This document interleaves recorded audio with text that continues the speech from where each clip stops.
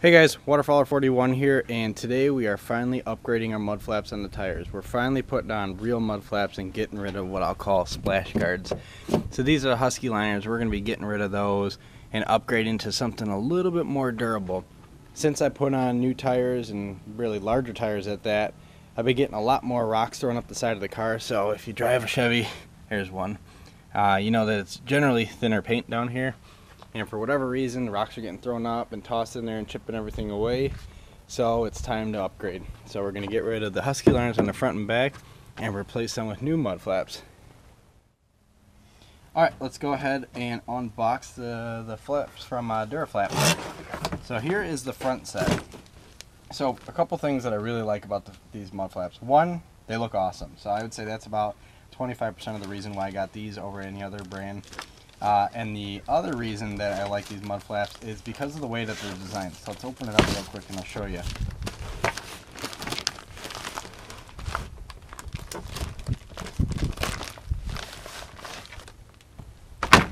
On the inside, so this is the side that goes on the inside of the fender, or inside of the wheel well, there's these striations. And what this does is it allows rainwater, sleet, ice, and all that stuff that gets kicked up from the tires to kind of run off. So it doesn't give ice primarily and snow a good area to collect in, since it basically hits here and then runs off on the bottom. So my current mud flaps, like I said earlier, are the Husky liners. This is like one giant, we'll call it baseball glove essentially. So when my tires are kicking up all this snow and sleet, it's nice on the road, it's falling off. However, you know, when I'm pulling up into my driveway and I park my truck overnight with all this ice and stuff caked in here, it has a tendency to freeze, and then I got this big chunk of ice basically rubbing up against my tires. I have a feeling it's going to get worse now since I've upgraded to newer tires that have a little bit larger of a tread. So back to the DuraFlap mud flaps. So like I said, this is the front mud flap, and they got these striations, which again, I'd say this is about 75% of the reason why I bought these, because ultimately this is what's going to stop all that ice from building up. So this is the part of the mud flap that goes inside the wheel well, and then this is what the back looks like. So for the fronts, we're looking at GMF 214 1500. I wasn't looking to drill any more holes in my truck than I already have from the previous owner, so I like these because they come pre-drilled, and basically what they do is they utilize existing screws in the fender flare to hold everything on, and they give you new hardware to attach everything. So the fronts come pre-drilled, and really at the front, all it is just a new liner, and it's a thick liner. So it's a new mud flap, new hardware, but you utilize existing holes, so you're not drilling anything new. So here's one side, and then the other side is right here. Let's see if I can get that out. Put that down. So again, these bad boys are thick. So they're not like the thin rubber mud flaps that people see that are, you know, we'll call it the straight design, like the big semi trucks. These aren't going to sail on you. All right, so here is the driver's side rear mud flap. So it's got screws that go through here, and what that's doing is holding the plastic flap itself to this metal bracket. It appears like this metal bracket is going to get pinched in between the fender and the mounting surface that we're going to go on.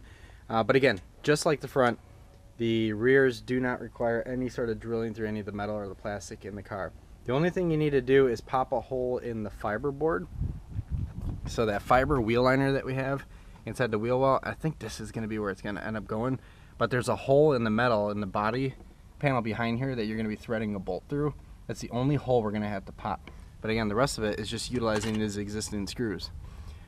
So what we're going to do is we'll start with the rears, and then we'll go move to the fronts, because again, these are pretty simple install for how durable these are. But yep, that's just kind of a side by side. So you got these thin plastic splash guards, we'll call them, and then you got a thick durable the DuraFlap mud flap. So again, just like the front, it's got striations and it's custom cut to fit around the liner, so everything's going to fit and look nice and OEM. But we're going to have the added benefit of no ice being able to form, because we got the striations and everything is going to hopefully roll off there. And this is all stainless steel hardware. And the backing plate on here is stainless steel as well, so nothing's going to rust. So I wanted to show you all how the rear mud flaps go on. So basically that metal plate that comes pre-attached to these things is essentially a sandwich plate. It's like a big bolt. So what happens is you line, this plate goes behind the fender flare, and then the mud flap rests up against the front of the fender flare, and then you tighten everything down and it holds everything together. So between tightening all these down and then putting the bolt through this hole, which will ultimately go through a existing hole behind the fender liner up there, then everything will be buttoned down pretty tightly. So it does take two hands, but it's really easy to do. But what we're going to do is go ahead and pop the hole up here. That's mounting point F. And once we pop that hole through there, we'll be able to pass the bolt that they give you through the mud flap, through the liner, and then tighten up the nut on the back side of it. So let me give you, let's see if we can view it from down below. So that hole up there, right here, that is what you're going to be passing that other bolt through. That comes in the hardware kit. So again, it's just a stainless steel bolt, and all we got to do with that fiber wheel well liner is just take something to drill a quick hole in it. I might just use a drill bit. I'm sure a little pick or something can get into it. But it looks pretty easy to get at the bolt and everything through it, so let's go ahead and do that. Alright, we got the driver's side rear mocked up and just kind of temporarily in place. I just want to show you kind of how everything buttons up. So this is the passenger side one, but like I showed you previously, there's that plate on there, and that plate is basically used to sandwich the mud flap and pinch it onto the existing fender. And then there's a final bolt that goes way up here in the top of the mud flap, and that goes through an existing hole that's behind the fiber liner. But all you gotta do is drill a quick hole through there, put the bolt in there, and then there's a nut on the back that's gonna cinch everything down. On the instructions they say do not skip out on this one, because basically if you just have this all on there with that pinch bracket, it's really not gonna hold very long. You really need this in there to hold everything and to button everything down. So we're gonna tighten everything up, and as you tighten it up, it's gonna pull the flap up against the fender. And then what I like to do when I'm mounting these is pull them all the way out as far as I can, because they do give you some room for adjustment. That way we're covering as much around the outside of the wheel as we can. But looks good so far. It's cut around the liner, so they did their homework on everything, and I like the fact that I have yet to drill a hole through any metal or plastic, and it's just through that fiber wheel well liner. But let's tighten up everything at 7/16, and we'll go from there.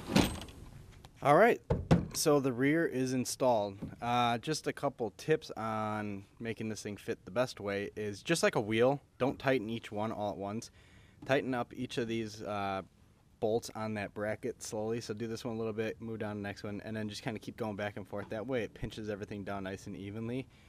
And then this bolt is it's an ab workout. So basically you pop it through here, so you got the bolt, the washer, and then when you go underneath, that's through that hole that you pop to the liner. There's another washer and a bolt that goes in the back. So you just throw a 7/16 wrench on here, 7/16 ratchet through the wheel well, and tighten it up. So just to kind of give you an idea what everything looks like. So here's that bracket, and what it's doing is just pinching that fender flare and just holding everything in place. But man, it's durable. Let's zoom back a little bit. It's a big old That's a big old mud flap on there. So I haven't pulled out as much as I could, so as I was tightening it, I pulled the mud flap itself all the way out, so it's protecting as much of the outside. That's a lot of coverage. Might need to straighten it up a little bit to fall in line with my wheel there, but overall pretty happy. So let's do the front. So slightly different on the front mud flaps, where we're actually going to use the existing holes themselves. We didn't use any holes on the fender itself, but we just used that plate up against the existing flare itself. So here we're going to remove those screws on the existing mud flaps and just go ahead and throw this bad boy on there and button everything down. So it looks like there is 1, 2, 3, 4 holes that we're going to be filling with bolts here. It looks like it's going to go well up the fender flare there for protection. So let's go ahead and unbolt the existing mud flap and throw on the DuraFlap. Alright, real quick just to show you what screws come out. So the screws that are used to mount the front mud flaps are on the inside of the fender flare. They're not these down here. These are from my old mud flaps. But basically you back out this torque screw, that one, and then this one down here, and then you also use this mounting hole to mount the new DuraFlap mud flap. you leave this guy in place. That's set inside there, that's not used for mounting. So you just use the 1, 2, 3, 4 screws, and then you're good to go. So DuraFlap does give you new hardware, and I like the hardware that they do give you. It's a socket head versus the Phillips head that I had on my previous Mudflaps. I don't think Phillips head screws belong anywhere in this area because of the corrosion. I think these are going to be the easiest if you ever have an issue to get out. So we're going to go ahead and throw the front Mudflap on. So there's 4 screws, and then we're home free. Alright, so the front's on. Looks like I'm going to have a little bit of a tight fit with my 33s, but we'll be alright on that. But just like the back, the front's as solid as can be, and it was just those 4 screws. So you had the one that went, you had 3 of them that go through the actual carpet liner, and then you got one that goes through the fender into the metal portion of the fender flare. But again, just like the rear, it's solid, it ain't going anywhere, and it's got a lot of coverage. So it does stick out a considerable distance on the side, and that's what we want. We want that to stick out and protect my rocker panel here. So front's done. Took all of about 10 minutes to do that, and that's with removing the old Husky liner and putting in the DuraFlap.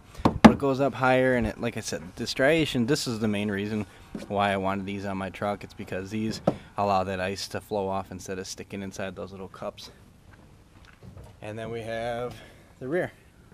All done. The rear's got the stainless steel hardware inside there holding that plate on. I gotta do a little bit of alignment on it, just bump it over just a smidge, but I think it took all of about a half hour to get these two, the driver's side buttoned up.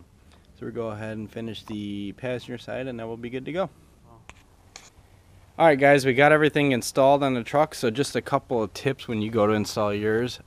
Just like wheels, like I said earlier, tighten these one at a time, but not all the way. So tighten this a little bit and then just kind of keep going back and forth. That way it holds it down and pinches it up evenly.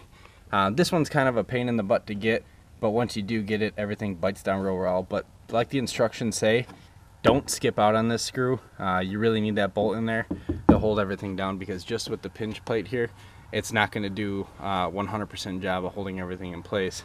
And then as far as the fronts,